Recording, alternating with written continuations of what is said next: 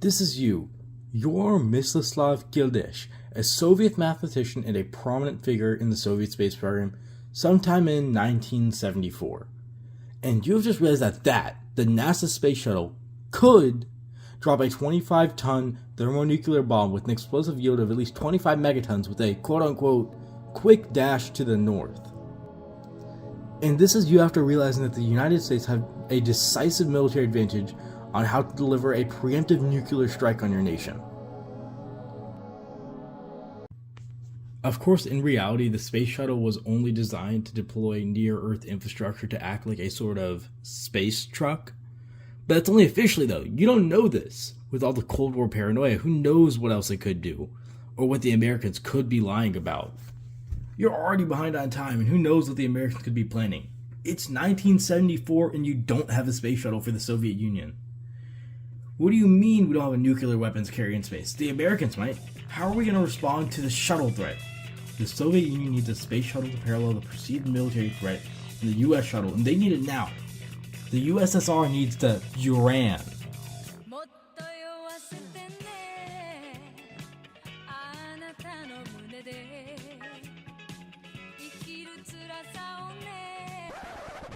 Before we get to that though, let me tell you more about Russia's Buran. It was made in response to the American shuttle and Cold War paranoia about it. It was designed for military use, but to the public, it was only stated as for delivering spacecraft, cosmonauts, and supplies from Earth and back only. Its military uses were all classified. Now you might have noticed that the Buran and the American space shuttle look remarkably similar.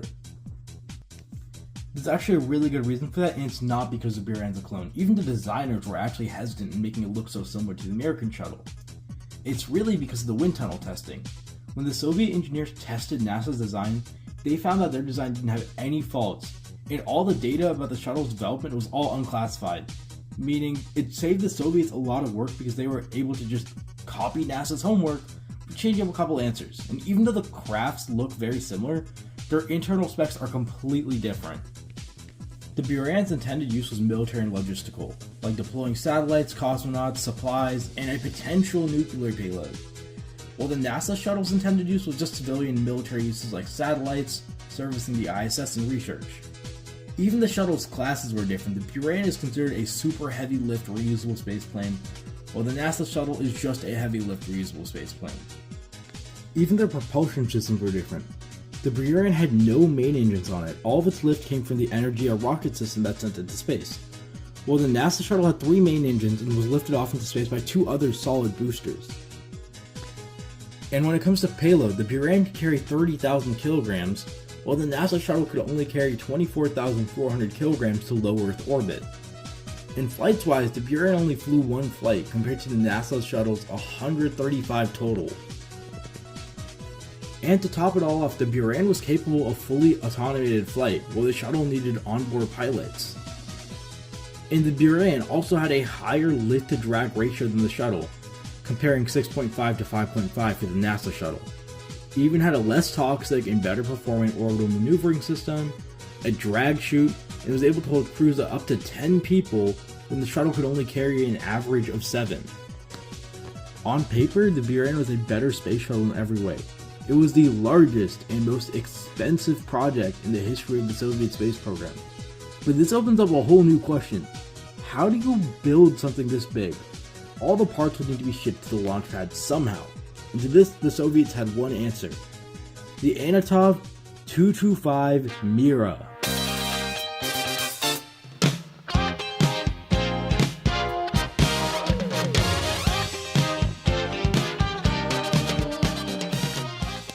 Yeah, so basically the Soviets built the world's largest airplane, the Mira, for transporting the Buran, and the components of the Energy rocket system it launched on.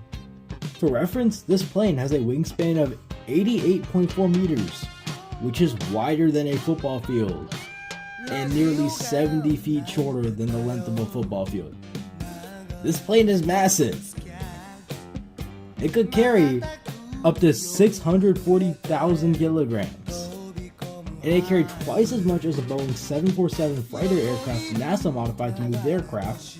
They also used trains and boats to help out.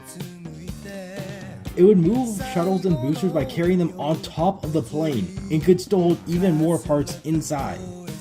The AN-225 is actually an evolution of the AN-124, the second largest aircraft, also built by the Soviets. They added 2 more engines for a total of 6, removed the rear cargo door and made the nose of the plane open, and changed the tail and increased the maximum takeoff load. So even though the NASA shuttle is worse on paper in every way compared to the Buran, I think it did its job better. It only flew for one flight. One very impressive, fully automated 3-hour flight. But it only flew once. And that's because they kinda didn't have a lot of things for it to do. All of its tasks were fully hypothetical military scenarios, or the delivery of the MIR-2 space station, both of which didn't happen. They didn't have anything for it to do. The USSR spent close to $10 billion on the Energia Buran system, compared to the $221 billion NASA spent on their space shuttle program. But the Buran only launched once, compared to the NASA shuttle's 135 launches and 5 shuttles. They only made 1 Buran. For reference, this means they spent $1.6 billion per launch. That's what NASA did. And they got 5 shuttles. The USSR spent $10 billion on 1 launch and only got 1 shuttle. All of this wasn't helped by the program also running out of funds after its single 1988 flight, and the fact that the Soviets could get cheaper launches out of their Proton rocket system. And this was also not helped by the USSR's collapse in 1993, leading the Buran to be terminated. After the Paris Air Show in 1989, the Buran was set in storage in a hangar in Site 112, which led to its destruction when the hangar collapsed in 2002 because of poor maintenance, also killing 8 workers. As for the AN-225 Mira, it was used as a shipping plane for some time before its destruction in a hangar at Chertok Airport during the 2022 invasion of Ukraine. In my opinion, I think an important detail in why the Buran only flew once was the fact that it was created due to fear and paranoia of the Cold War.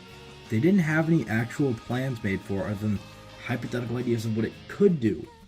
On the other hand, NASA's space shuttle was made with clear goals and wasn't rushed, allowing it to flourish to 135 flights in actual, real, useful missions.